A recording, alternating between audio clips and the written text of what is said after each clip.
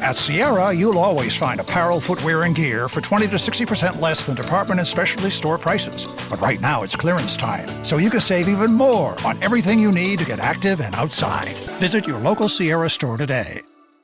Does it ever feel like you're a marketing professional just speaking into the void? Well, with LinkedIn ads, you can know you're reaching the right decision makers. You can even target buyers by job title, industry, company, seniority, skills. Wait, did I say job title yet?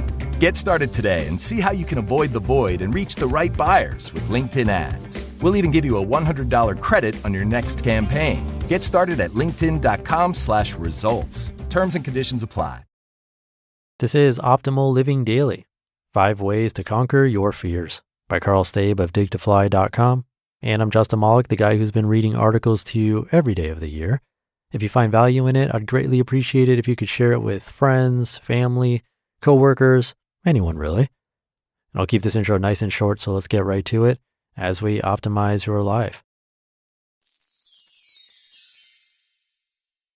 5 Ways to Conquer Your Fears by Karl Staib of digtofly.com.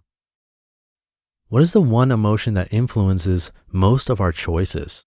Anger? Nope. Sadness? Nope. Fear? Yep. You just won a free trip to Awareness Island, where we have put together a package of fun. You'll be staying in the all-inclusive resort at Confident Garden Inn. The food is all grown and freshly made on the island. Everyone will walk up and talk to you because they don't care what you think. All that matters is that everyone has a meaningful experience. I'm booked to go next month. This is when that dreamy, hazy transition kicks in and we wake up to reality.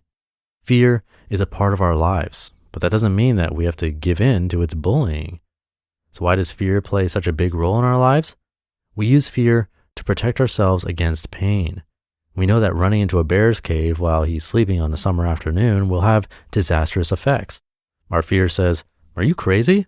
What is one good reason that makes you think that's a good idea?" You can't think of one, so you slowly creep away from the cave and head back home to drink some tea. Your fear is there to help you make choices that will keep you safe and secure. The problem is that sometimes it goes too far and doesn't allow you to do the great work you are meant to do. Number 1, listening to your fear. We have to listen to our fear and understand where it is coming from. If I'm afraid to go to a meeting, I always ask myself, why? I'm often afraid of being asked a question I can't answer. I don't want to put myself in a position where I might embarrass myself. Or I may feel tired, but it's usually my mind avoiding another issue. The issue is that I believe that my time can be better spent somewhere else. Both of these examples are issues that I deal with on a regular basis. Number 2, meet your fear halfway. I try to think of my fear as a friend, a buddy who's just trying to look out for my best interest. The problem is that this buddy isn't always right. I have to have some alone time, put my arm around his shoulder and have a talk. I actually have a dialogue with myself. Fear, we shouldn't have to go to this meeting. Me, I know, but I have to. Fear, that doesn't mean I have to like it. Me, true, but it would help. How can I make this easier on you? Fear, you can't. Me, come on, there has to be something I can do. What if we figure out a way that we can become stronger and smarter, making the future us a little bit better? Fear, I'm listening. Me, so if we go to this meeting, we can focus on improving our speaking skills. If we can reduce our stumbling a little bit and make our speaking a little more fluid, we can use this when we start our own business. Fear, so you think we can use this as practice so we will do better when we are on our own? Me, yeah. By figuring out a plan that helps the both of us, we can make dealing with the situation a little more tolerable. This is where you will have to unleash your creativity. Number 3, walk side by side. Your fear is trying to help you. You need to use your fear as an ally. The best way to do this is to listen and figure out how to find a solution that appeases everyone. See the previous conversation. I understand, but let me do this once. This is a little trick that works on even the smartest brains. Let's say you have to do a presentation in front of your whole department. Your fear says, run like a crazy madman. You are certain that you know your stuff, but you are worried about what your coworkers will think of you. Try to reason with your fear and tell him that you just want to try it this one time. If I fail, I'll never do it again. This works for me because after I try something, I usually see the value in doing it again. The second time is never as scary. Number 4, give in. Sometimes our fear is just too great. When this happens, it doesn't hurt to give in sometimes. I'm working on a big project right now and I feel scared. Really. I'm trying to create a work happiness program. It's a little daunting. What if no one buys it? What if no one cares? I'll be crushed.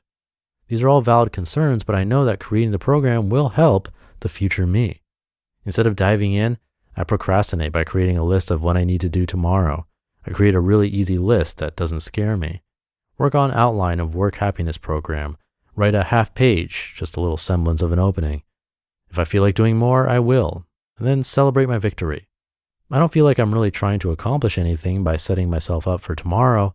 All I feel like I'm doing is putting it off for later. In reality, I'm setting myself up for a win tomorrow. Even if I only get a half page typed tomorrow, I will feel good. What usually happens is I'll get sucked into the flow of work and do more because it feels good. When the project train starts sputtering, I might try to get it back on track, but I won't force it. I'll do something fun like write a poem or do some yoga. And number 5, fear as a creativity resource. Your fear is a tool, like every emotion you experience. You can use it to help yourself create, love, and enjoy work in many different ways. Fear will crush your motivation like a silverback gorilla jumping on your back if you don't act quickly. You have to move to the side, help him up, and hold his hand. He'll give you those wet puppy dog eyes, but don't give in. Tell him that he has to work with you to create a solution. Fear is one of the best creativity resources that you have.